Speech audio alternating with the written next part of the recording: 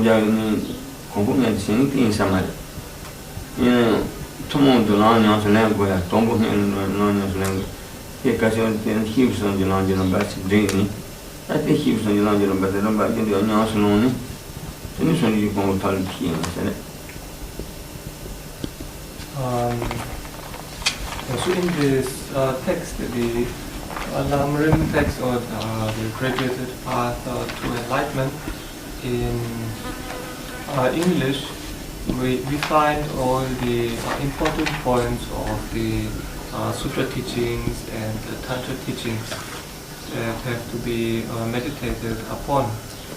In general, the teachings of the Buddha can be divided into the sutra teachings and the tantric teachings. So we have the graduated path of the sutra path, and then the graduated path of tantra. And then also within the sutra teachings, there is a further subdivision into the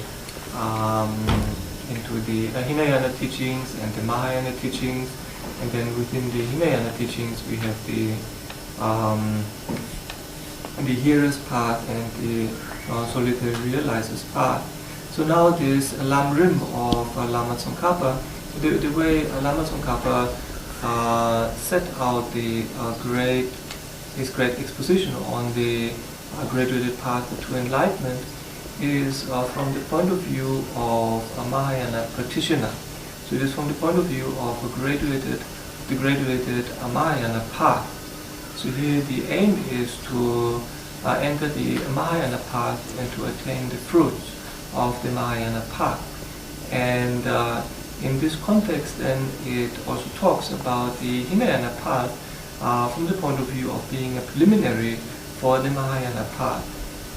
Here the idea is not to enter the hearer's path or the solitary realizer's path and to have experienced their results. The point of view from which Lama Tsongkhapa's Lam Rim should be approached is from the point of view of wanting to enter the Mahayana path. and wanting to attain the fruit of that path. This is so much going. Say to this, Sonji to go with our land and Bandinian in it, so I hand and robber. And if one wants to attain enlightenment in one short lifetime through the practice of Tantra, then this practice of Lam Rim is a necessary, a preliminary practice. Then the handle is on the edge. Then it kept a chamber so you come with Tavalan, Jama changing the Pilana night. I can't. This is the Lana. Have a chamber with the nation to come with Tavachaban. And then Jama changing the Lana night, and that is key. Only Chaman should get it. And if one wants to attain a complete enlightenment, or from the point of view of Sutra path, then the practice to be done is the practice that is explained in the Lam Rim. In the time, then the Shivs on the Lanjan about Zenity and Shivs on the Lanjan of Binana, doing Shivs on the Lanjan, doing Lamaton of it. And so Lama Tsongkhapa condensed the various practices that have to be done in order to attain enlightenment in the practices of the three types of practitioners, the three types of beings. That's a symbol. They be Shivan and National Jay Sura Tanji, Nimbo. Sunji Tanji, Jabati Bilam, that little Tommy in Johnson, number 22. Sadly, Shoju, she was on the London and Binatan on Mato and Never do out and do that get it.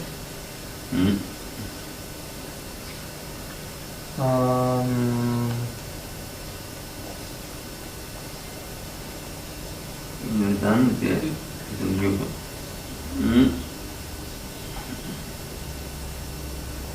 Dan the Toma National, sir.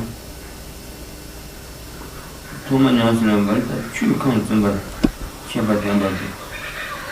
Constant during Tuesday. The Papa Chart number 2 chart about years. Tombo. Standing goal of Punto Gilman, notice more remembering the changes in the one that he kind of content. Non Saunders. So here, initially, we have the homage, and so there's the homage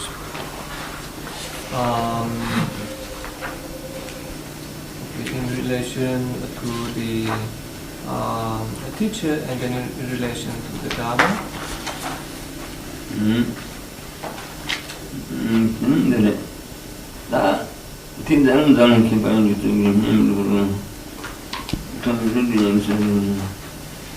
Touching that Tommy, she don't do Gomba Maloba, do Gomba Maloba Tembigo, Jacho to Samanandra Batembigo, join Sadet. At the end of the Kazan, she touched Tommy in the car, go to the thing, and the 3 young Sentimalo here, listen. Jason, touching need for do your listen. Jason, touching need for doing. Then, do you hear your lesson? Jason, touching need the one inside. That's under the 10 and Jason, touching can be piano. Sunday Nelson, Jason, touching Nelson and piano with some joints. So you come with top together with the thing. No, you know, Johnson, what and send you come with top together and racing. So here there is a homage to the two pioneers of the Buddhist teachings, which are Nagarjuna and Sangha. And if one practices the teachings of Nagarjuna and Sangha, then one gets the benefits of practicing the complete Buddhist path, and one will attain also the complete results. It is said that within the teachings of Nagarjuna and Sangha, all the teachings of the Buddha are contained, because they are seen as the restorers or pioneers of the Buddha's teachings. Okay. In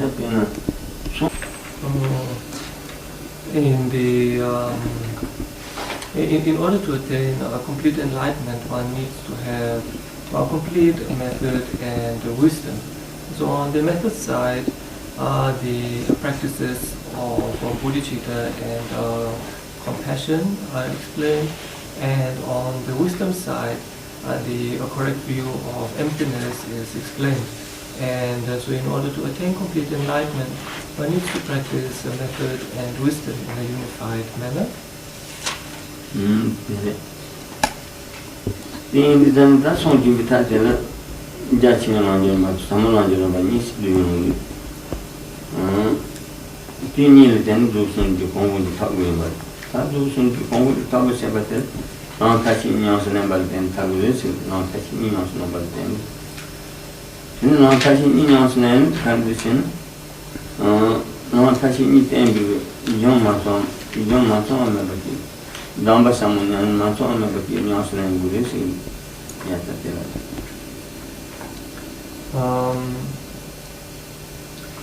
So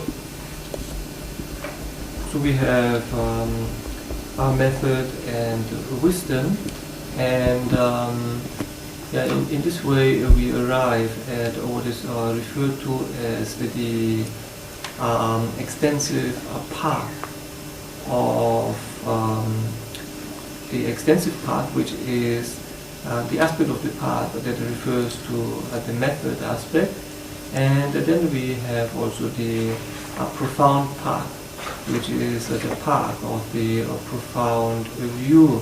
And in order to attain enlightenment, one needs to practice the extensive path and the profound path in a unified manner.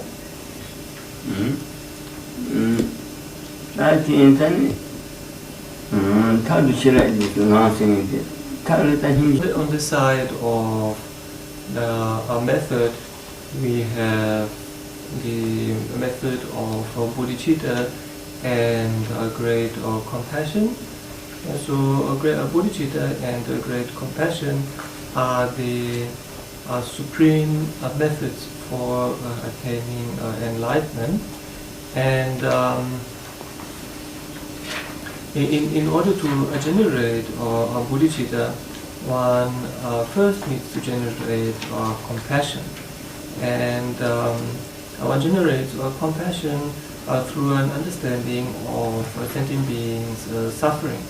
That's why one first needs to meditate on sentient beings' sufferings in order to generate compassion. And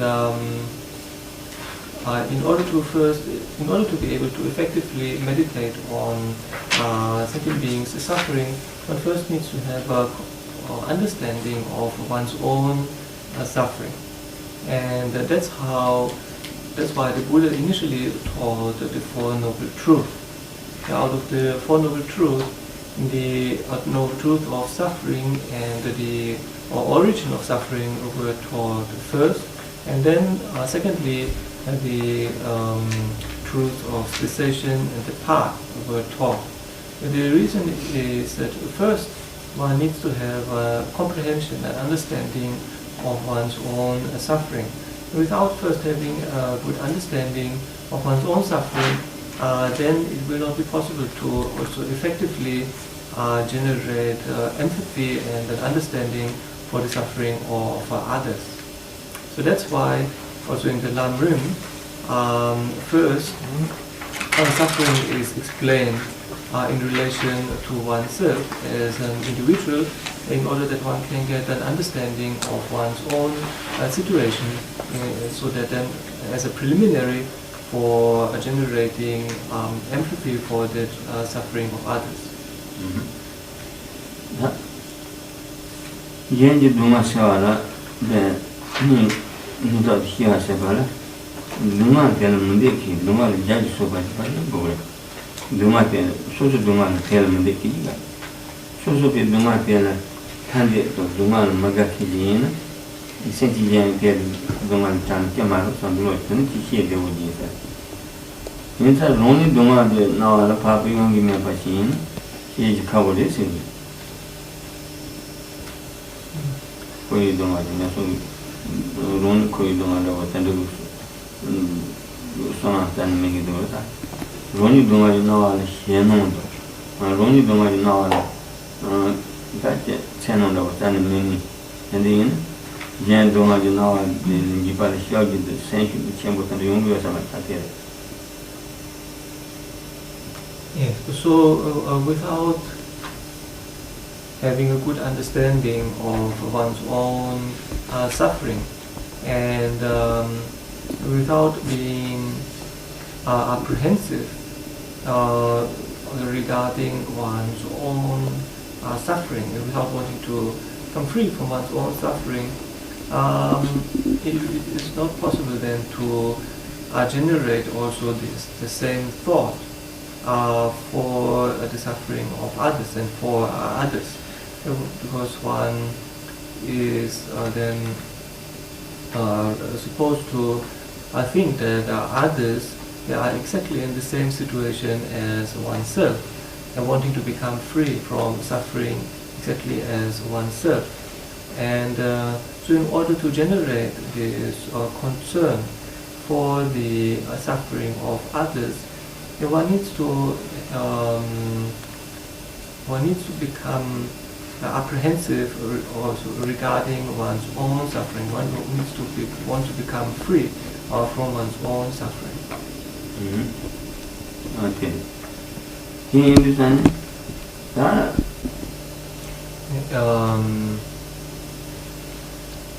So then there are different sufferings that one is supposed to generate a renunciation to, that one is supposed to become apprehensive about. So there is the suffering of the lower realms, and then which can be also regarded as the suffering of the next life. And then there is the suffering of samsara in general, which also includes the sufferings of the higher realms. And so one needs to generate an awareness of those sufferings, and then generate the wish to become free from those sufferings. So here initially, by generating awareness of the sufferings of the lower realms, and then one generates an apprehension and a dislike towards those sufferings, and then the wish to become free from those, and then one engages into the methods to become free from those, and then the same with regards to the sufferings of samsara in general. And so those meditations of the and so the first would fall into the category of the practices of a practitioner of small capacity, and then the second would fall into the category of practitioner of a medium capacity. So in general, those practices that are contained within the practices of a being of small and medium capacity are the practices that lead to the liberation from one's own suffering. So that are the practices that lead to a personal liberation.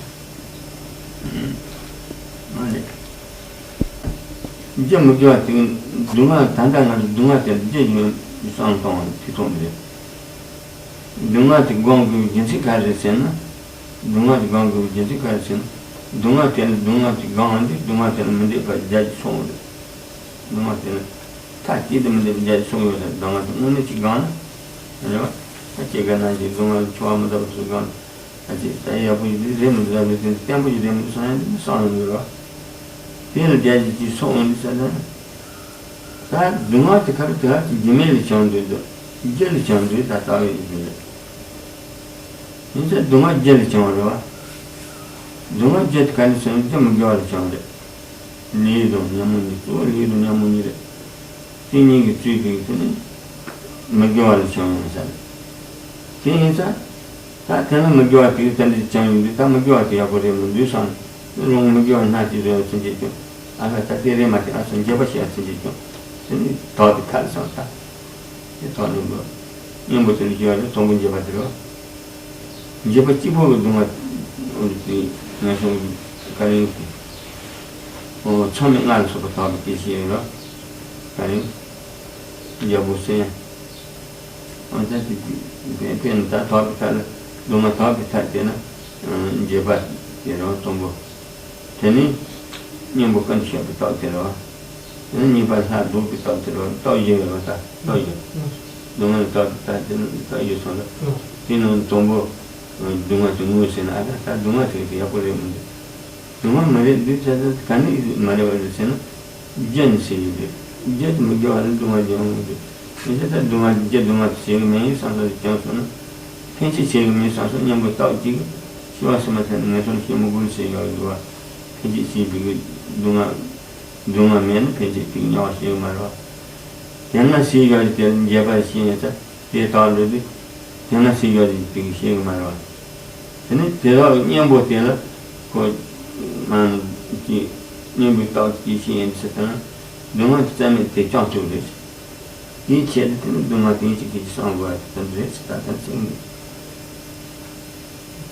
Keep chewing around young boy that is all in a minute. On young boy, you shall do what is with it. Yeah. And so then, also from before, I forgot to mention, so that the sufferings also, they are categorized into the suffering of change, and pervasive or compounded suffering. And the suffering of suffering is the obvious type of suffering that everyone regards as unpleasant. Suffering of old age, suffering of sickness, suffering of death, suffering of birth, basically a physical and mental well-being and pain. And then by reflecting upon the experience of those sufferings, both in this life and in the next life and in general in cyclic existence, then one generates a mind that wants to become free from those sufferings, that wants to stop the experience of those sufferings. If someone meditates very thoroughly on those sufferings, then they generate a single-pointed determination to become free from those sufferings.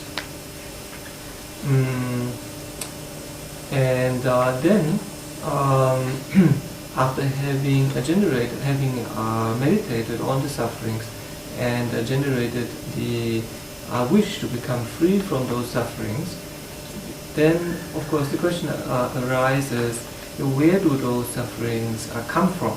Now, once one has recognized that one is experiencing sufferings, then the logical step is that one moves on to inquire about the source of those sufferings. And so in the context of the being of lesser capacity, the practitioner of less capacity, the source of the sufferings are non-virtuous karmas. And then logically one will generate an apprehension, the dislike regards non-virtuous karma. After having identified the non-virtuous karma as the source of one's sufferings, since one doesn't want to experience sufferings, one also will want to purify the non-virtuous karma that one has already created, and one will want to stop creating any further non-virtuous karma. So the point of meditating on suffering is to bring about this apprehension and dislike with regards to a non-virtuous karma. This dislike, apprehension regarding the non-virtuous karma would not come about without the meditation on suffering. Because we have to become aware that non-virtuous karma is the cause of our suffering, and then only in that context we generate the wish wanting to purify the non-virtuous karma. And so this is done with a refuge and with the four opponent powers. We have therefore the power of repudiation, which is regret, generating regret for the non-virtuous karmas that one created by recognizing that they are the cause for future sufferings, and that one is bound to experience if they are not purified.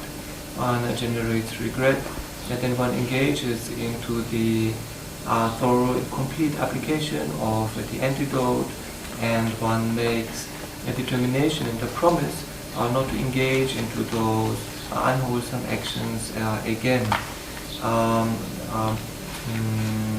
By relying upon the four powers, then one is able to purify the non-virtuous karma that has been created previously, and then in such a way one doesn't experience the suffering result of those karmas.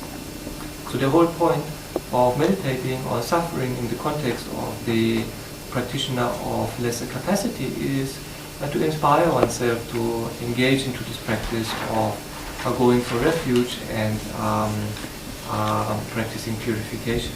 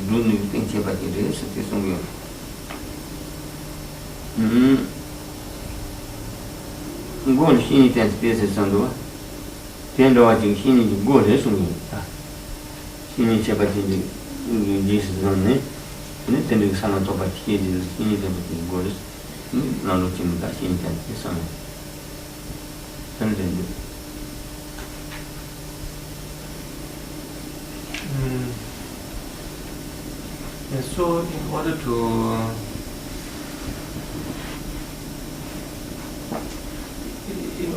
to generate a pure refuge within one's mind, one needs to have this apprehension and fear of the in relation to the sufferings of the lower realms. So that's why the sufferings of the lower realms are explained in the context of a practitioner of lesser capacity. And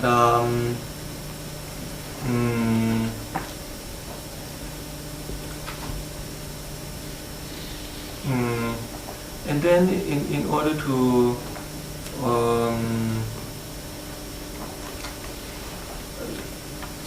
in order to make the students aware that they're in a situation where they can practice the Dharma, of course one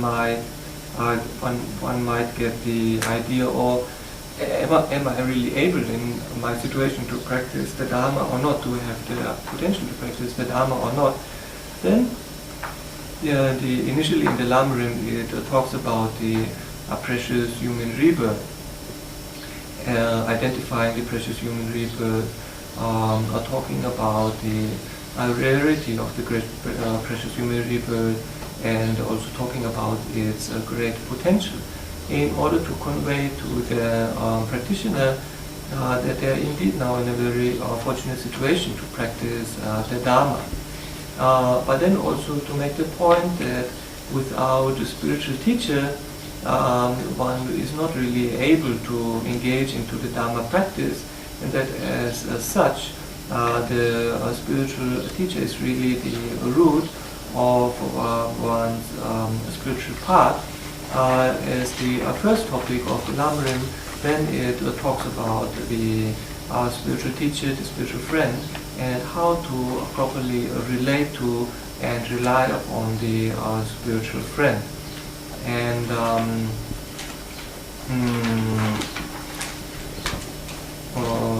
and then it talks about the different types of. Then it talks about the sufferings of the lower realms, and how to go to refuge and to engage into purification. And then also, after having identified the sufferings more completely in the chapter of the practitioner of medium capacity, it also explains the causes of suffering in a more subtle manner. And then after having identified the sufferings completely, and then also understood the causes of the sufferings, and then to actually get rid of those causes is not all that difficult. Lam Rim is an explanation of how to properly relate to and rely upon the spiritual friend. And then secondly, it explains the precious human rebirth. And here in the context of the precious human rebirth, it talks also about its rarity, its great potential, and also talks about how quickly it disintegrates. So then this point of how quickly the precious human rebirth disintegrates is already a teaching on impermanence, how it is definite that one has to die, and so forth. The meditation on impermanence is best engaged upon best done by relying upon what is called the three roots and 9 reasons.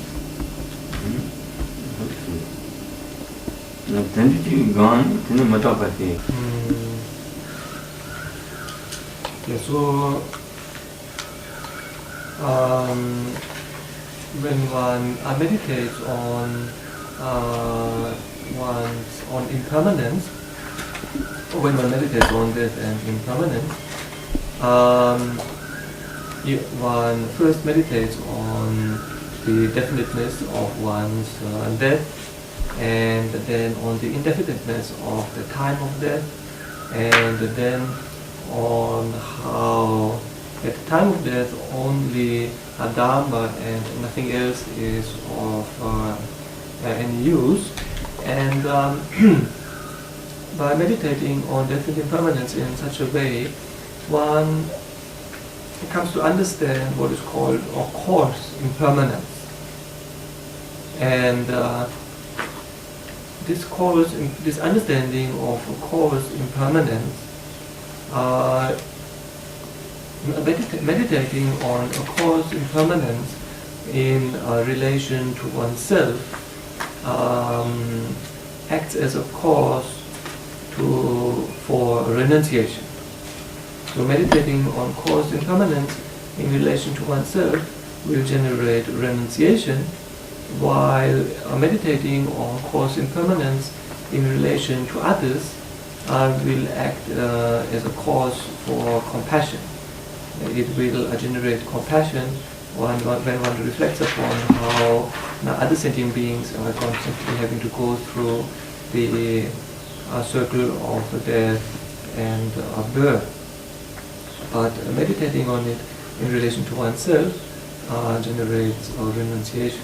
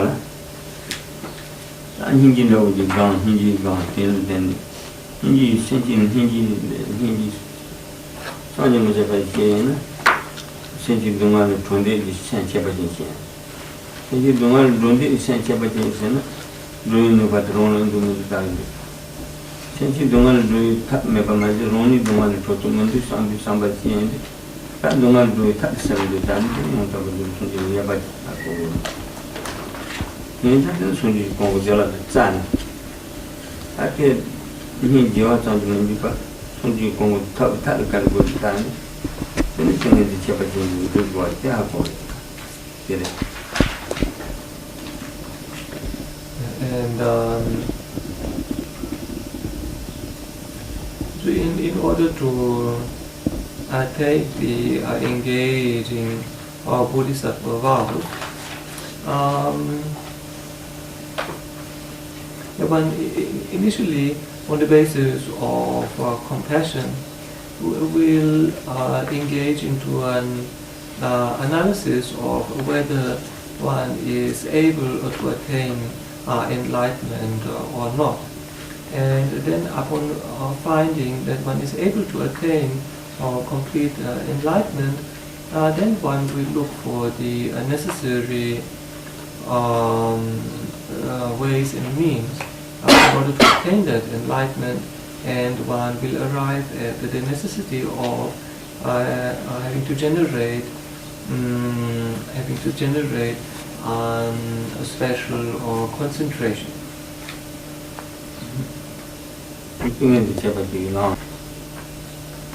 And as one arrives at the necessity of having to generate a special concentration, and but then also one comes to understand that only through a special concentration alone one is not able to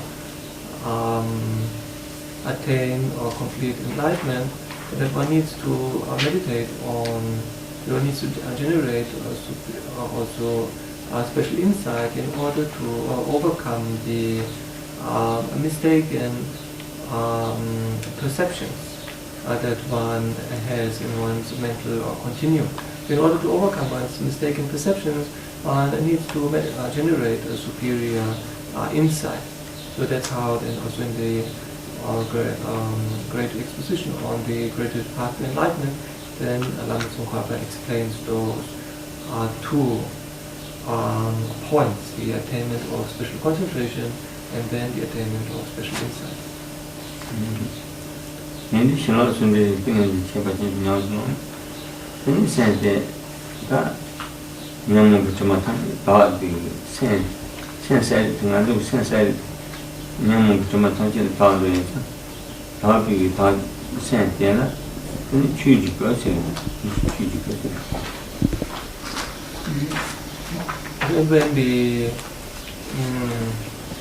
When our mind is purified from the mistaken perceptions and the obscurations arising from those mistaken perceptions, then the clear and knowing part of our mind is the clear knowing path, clear knowing that is our mind, and then is transformed into the wisdom truth body of a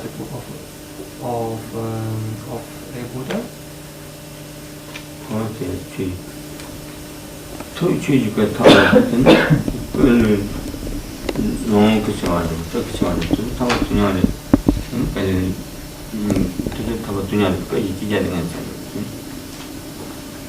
the attainment of the wisdom truth body and the enjoyment body, the form body, and so forth are all simultaneous. So once one attains the wisdom truth body, then also the other different Buddha bodies are attained. The two number 10 to me, she's saying it. Someone touched the dog. Someone touched the dog.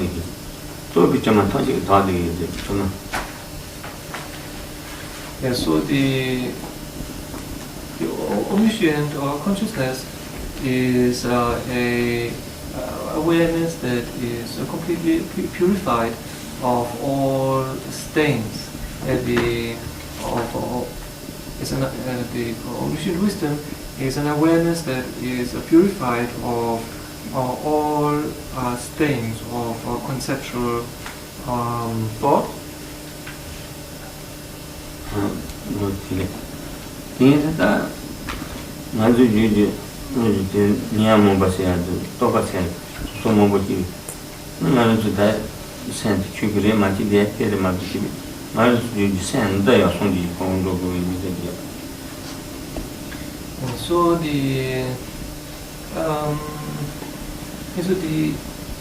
so the generality of one's awareness, one's